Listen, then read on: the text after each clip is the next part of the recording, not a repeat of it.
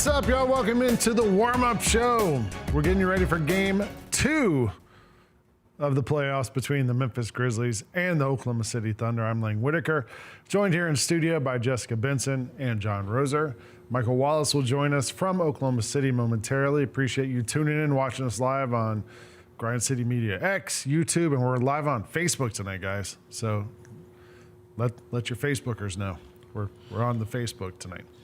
Let's talk a little bit about game 1, but let's try to keep this short because it was not much to talk about. The Grizzlies got beat worse than Cody Rhodes at WrestleMania. They lost 131-80 in a game that probably wasn't even as close as the 131-80 score sounds. It was the fifth worst loss in playoff history, in the history of the NBA. Grizzlies starters were combined 14 of 58 from the floor, 2 of 20 on threes. The only guys who looked like they actually kind of had anything going were Marvin Bagley and John Conchar, who had a minus 30 or something like that was his rating. Grizzlies had 24 turnovers, 24-5 fast break points. The Grizzlies have now played OKC 5 times, and OKC in all 5 games has led by at least 20 points. So now we're ready for game 2. Wow, what a Debbie Downer intro, Lane. Wow. I mean, what do you want? How do we intro it? I really don't know how to intro it any other way. It's an honest introduction. It's honest. I laid out numbers and facts. Numbers which is don't what lie. We have. Numbers never lie, and this is what we have to go with. I mean, if you're looking for ways this thing gets better in game 2, the coaches have talked about it. The players have talked about it a lot the last couple of days. Ja Morant talked about it with our own Michael Wallace. And we have a video of the two of them sitting down yesterday after Grizzlies practice. And Ja Morant talked about some of the ways he thinks the Grizzlies can get better in game 2. It's a Mem Grizz off-day work day here in the first-round series against the Oklahoma City Thunder. I'm Michael Wallace, joined by Ja Morant. Ja, this is an important day in terms of getting some film, getting a walkthrough, going back through some of the mental reps that you guys have to do. How important was the communication today, asking questions, getting yourself in position to get ready for game 2? It was, very important. But credit to Coach. He pretty much, answered most of the questions, in the introduction of, the film session. So for us, it, provided clarity, and then, we just went and executed it on the floor, You talked about, this has to be a situation defensively where, hey, I got to get my brothers back, guard your yard, get your brothers back. That's going to be important going into this game after the adjustments. How did you process game 1 and just kind of getting into it but then dismissing it so you can just clear your mind for another shot Tuesday? I mean, I think it just starts off with, what you can do better. I never feel like we ever play, a perfect game. Obviously, that game wasn't, our best at all, and it's rare, we play like that. So I feel like that was a lot of positive, but just corrected, everything I feel like we needed to was pretty much, our message today. Whether it's that, rebounding, being in, help for your brothers or, taking care of the ball, offensive execution, we went through all that. I kind of feel like you could just sum it up as we need to be better on offense and defense, probably. Just like, I mean, what Pre-game, post-game. How do you like take that loss and spin it to where this is how we get better? I'll spin it as perhaps there's a freeness in the assumption, and you don't want to assume because you know what happens when you assume, but that's rock bottom, that it doesn't get worse than a 51-point loss. Like you said, 5th worst. We don't see 50-point losses in the playoffs every day. Even when 8 seeds struggle against 1 seeds, it's respectable. And it's so funny, I would normally not say a 20 to 30-point loss is always respectable, but in comparison, it absolutely is. But you look at a Grizzlies team that in the first 6 minutes of that game, they turned the ball over 4 times. And I remember making a note of it. And at the time, it was still a generally close game. It's not like it had gotten out of control. But you just think, if the Grizzlies are going to turn it over at that rate, they're going to have significant problems against this Thunder team. And next thing you know, the spiral begins. It's a 32-5 run, and you're down 30 points by the time you're midway through the second quarter. So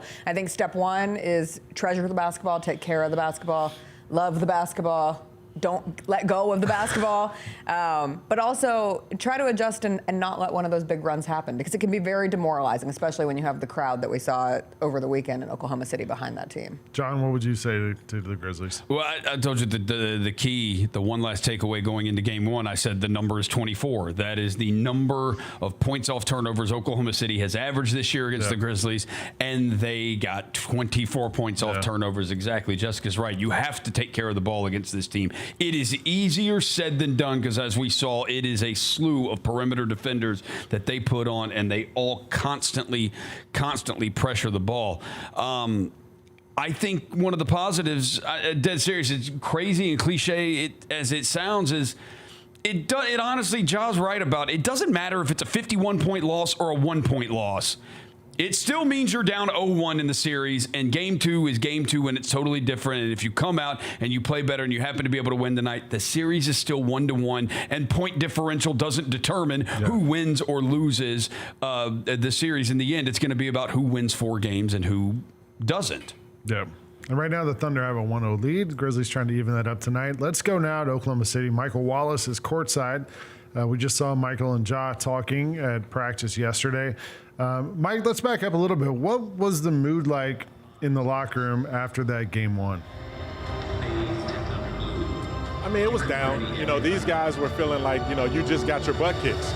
And it's not like they didn't have a long time to process that. They were sitting on a bench processing the last quarter, the fourth quarter, being down 30. They were down 30 in the second quarter. So they pretty much knew coming out of halftime when the Thunder went on that big run to open the third quarter that it was pretty much over. So the emotions were kind of, you know, it was kind of lukewarm by the time we got in there. Everyone took accountability. Everyone talked about, hey, it's just one loss. One thing we got to keep in mind, guys, and you guys have talked about it so far, the Grizzlies have been on both sides of a 51-point game in the NBA this season. Yeah. They blew out the Golden State Warriors by 51, so they know what that feels like. And now they know what it feels like to be on the other side. And in both cases, they talked about dismissing it and getting back to business in game two. All right, easier said than done is, you know, dismissing it and getting back to business in game two, because getting to business against this Thunder team has meant losing 5 times by an average of 20-something points at this point. If you are this Grizzlies team, how do they get back to business? Like, what was the talk yesterday at practice and today at shoot-around? Yeah, I mean, it was about trying to be aggressive from the jump. It was about trying to throw the first blow, you know, in terms of the proverbial saying when it comes to that. Not sitting back and allowing the Thunder to dictate. Try to meet them and beat them to the punch when it comes to that. Establish Jaren Jackson Jr., get your pace up and down where you're not having to go against their stacked defense. But more importantly, we could talk about offense all day. If the Grizzlies don't defend, or at least try to defend, or at least fake like they're defending, then it won't matter, right? Like this you have to be able to prevent them from getting straight line drives to the basket that lead to kickouts to corner threes and wing threes. That's been the priority right there. As much as they want to see Jaren Jackson Jr. get going and they want to see their own three-pointers fall, they got to defend first. The only way to win for the M is to start with the defense.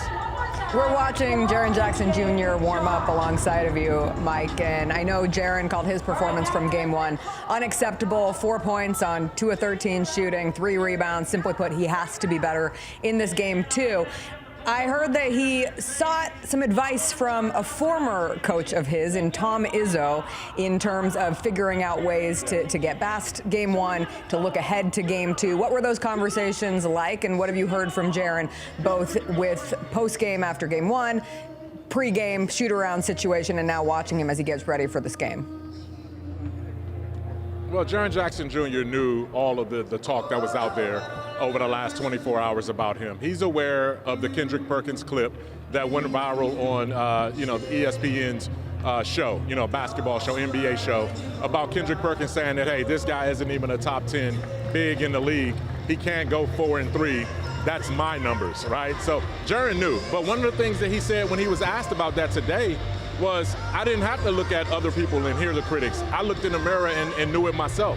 And that's when he used the term, Jessica, unacceptable. So when you can take that kind of accountability, that's the start.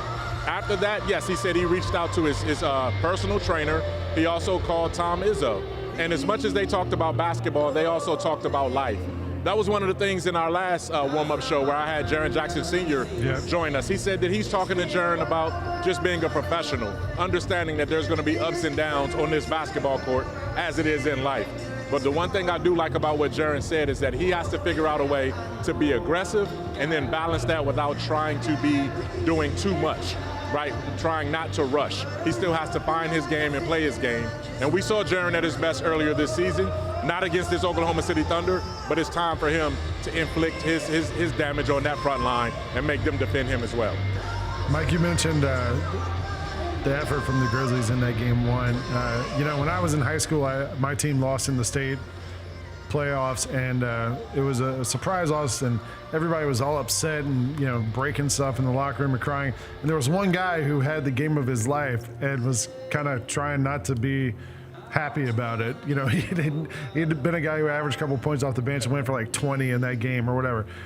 Kind of reminded me of Marvin Bagley a little bit, who came over to the Grizzlies at the trade deadline, had trouble even getting on the court, finally gets on the court a little bit the last couple games, and was awesome in that game on Sunday. 8 of 8 on the floor, 5 rebounds, finished with 17 points. How did Marvin Bagley kind of process this journey it's taken him to just getting onto the court and now being a player and looking like he's going to contribute to this Grizzlies team? Yeah, I mean, his body, had to go through some issues. He had to go through some therapy and some rehab to get himself back physically where he was able to get back on the court. And then, one of the things that a lot of players don't talk as much about, and you're starting to hear it more, is the mental, health that they have to have and endure in order to come back from all of those injuries and all of those issues and be in the right mind space, the right head space to go out and contribute. I've talked to Marvin about all of those things, and he's been open, he's been honest, he's been transparent, and at the end he kind of smiles and he says, hey, don't forget about me, I'm not done yet. And that's encouraging to hear from a guy, as Ja Morant is about to walk right past us now coming out of the tunnel. But Marvin had a great game, and he's going to continue to try to help this team coming off the bench. And one of the things Coach Tuomas Isalo said was that the Grizzlies struggled in those minutes when they tried to replace Brandon Clark initially. Maybe they found a solution in Marvin Bagley if he could continue to come off the bench and provide a spark. Yeah, Marvin Bagley, Mike, Marvin Bagley did play. A lot of the things you're seeing here on those highlights, they're very similar to what Brandon Clark did. One of the guys I do want to ask you about, though, we've talked about Ja, we've talked about Jaren. One of the guys who also did not play well in game one of the big three was Desmond Bane, and he has struggled also mightily against Oklahoma City this season. We're talking 29%, 29.5% from the three-point line. What is it that has caused him to struggle so bad against this Oklahoma City team? And for you, if you've had a chance to talk to him, is he aware of this too? And what is his mindset heading into tonight? Oh, he's definitely aware. Like, Desmond Bane is definitely aware of what's going on. He's aware that, he was finding his rhythm towards the end of the season, but this Oklahoma City Thunder team is a different juggernaut. They're throwing different guys at him every single time down the floor. Like, there's speed, there's length, there's quickness, so it's not like he's seeing the same set defense every single time. But what happens also is that when the Grizzlies offense struggles, they need an extra ball handler. And maybe he's overextending himself trying to do too much as a playmaker and a facilitator. He needs to be put back into his role where he can catch and shoot or catch and drive and get downhill. He hasn't been able to get downhill against this Thunder team. And even when he does get into the paint, he's seeing a lot of walls up there in terms of guys being able to block his shot and impact his shot. But he has to put these guys in foul trouble. He has to get to the free throw line to loosen himself up. And hopefully the Grizzlies will be able to get some calls by being more aggressive where they can get to their game a lot easier, and that includes Desmond Bane. One last guy, Mike, and then we're going to take a break. But I wanted to ask you about Zach Edey. Like, during the game one, when we were watching on TV, and they had a segment where Jaren was mic'd up, and he told Zach Edey, look, it's your first playoff game. It's only up from here. You're going to get better as it goes along. I know you caught up with Zach earlier today. How is he processing all this, and how does he feel, after that one bad game? He'd had a bunch of great games in a row right before that. Yeah, I think the best thing that Zach Edey said, he was like, look, I had too good of a month of April to let one game deter me and derail me. And when you hear a rookie talk like that, then he's taking responsibility upon himself to be more of an imposing force on the glass, right? I think, again, this Oklahoma City team is so tough. It's not just about the Grizzlies correcting their issues. The Grizzlies can play their absolute best and still lose by 10 points to this team if Oklahoma City plays its best. They're just that talented, that deep, that long, that athletic. But you want to give them something to think about. You want one aspect of their game to not work, and Zach Edey can help in that if he crashes the boards, gets second chance opportunities, and make their front line have to think about something. You know, he's going up against Isaiah Hartenstein's girth and strength, and then when he gets past him, he's looking at, you know, Chet Holmgren's length at 7'4", right? So Zach hasn't seen the front line like this at all in the NBA, and he's seeing it every single possession against these guys. He's got to find his way as well. Yeah, and I think he will. Just you got to give him a chance. We're going to take a break, Mike. Stick with us. We'll be right back to you in a second. We're going to take a quick break. We're going to come back. We're going to have about 15 minutes to get you ready for the pregame show tonight on FanDuel Sports Network. But for right now, you're watching the warm-up show here on Grind City Media. Tony was the defensive guy, but Zebo was the offensive guy. So you could speak to this. It's way worse when you're getting doubled, right? You got triple. I had went through that for it. When I was in Portland. You had me on the team. You got triple. You hear me, Rose? You can't talk about those. You got to talk about triple. You got triple team. This man was scoring on 3 dudes. Swing, TA. The Chris Vernon Show, live on weekdays at noon on YouTube at Grind City Media and the official Grind City Media app. Would you mind standing in front so everybody could get a good glimpse of this? This can't be the look of the season. This is not the look of the season, Jessica. Like. Tune in to the Jessica Benson Show with CJ Hurt, live every weekday at 8 a.m. on YouTube at Grind City Media and the official Grind City Media app. We are in March, which is Women's History Month. True. And we were talking about how do we kick off the show? What can we talk about? And we were like, why don't we talk about women's shoes? The Sabrina one. Okay. Can't go wrong. Right? That's a good shoe. And the two, you could argue, is even better. But the one's you can't fine. have the two without the one. Yeah. Though. In the month of February, the Sabrina 2 was the second most worn shoe in the NBA in minutes played. The Sneak Fest Show, live Tuesdays at 2 p.m. on Grind City Media on X, YouTube, and the official Grind City Media mobile app. They say main event Jey Uso was going to open the show. So they said they're starting to hear rumbles around the plaza level of Jey Uso. They're getting the crowd together to build up the main event Jey Uso entrance. Hey, 15,000 people together yeeting in unison, 5-star. They are yeeting together. Tune in to Grind City Wrestling weekly on the Grind City Media app and on the Grind City Media YouTube channel.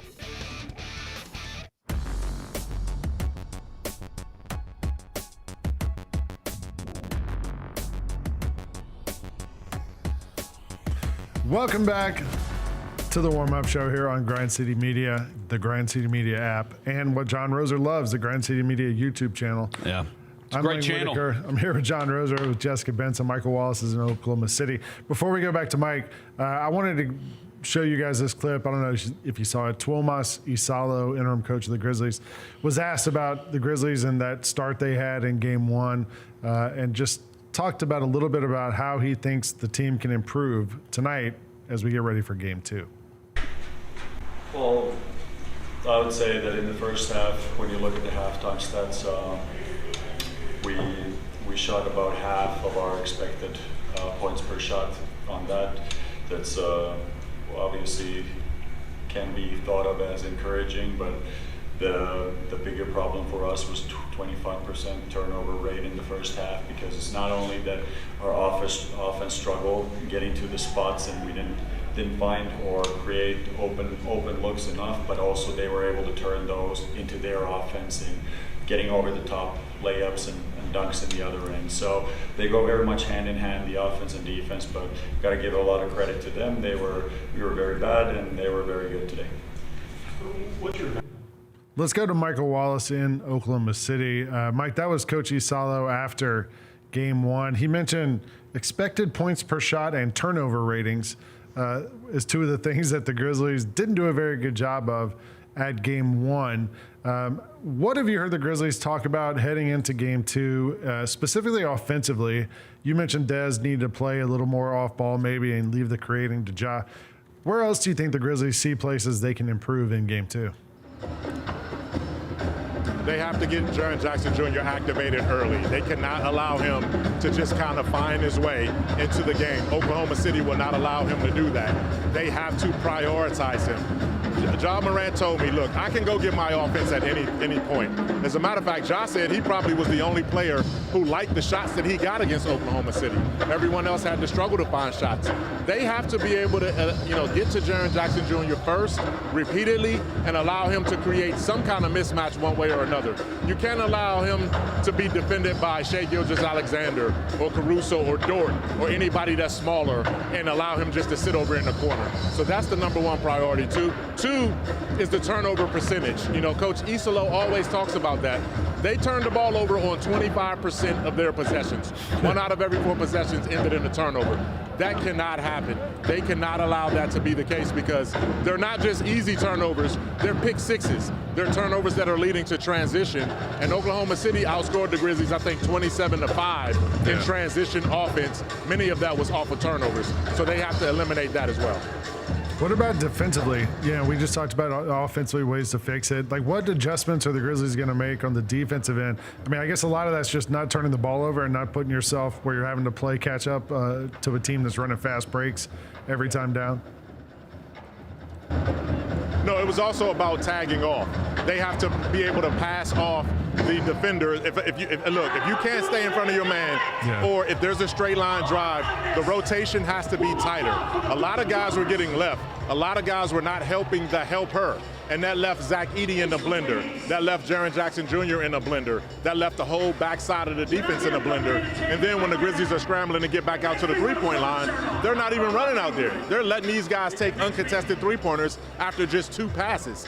That's one of the things that Tuomas Isalo talked about, was junking up the lane so that Oklahoma City wouldn't have a pass through the lane to open up the corners and the wings. If they could cut off the lane, make that deep offense stay in front of you, then you have a chance to make it more difficult. It sounds, hey, listen, it doesn't even sound easy. No. It doesn't even sound easy because it's not easy. Yeah.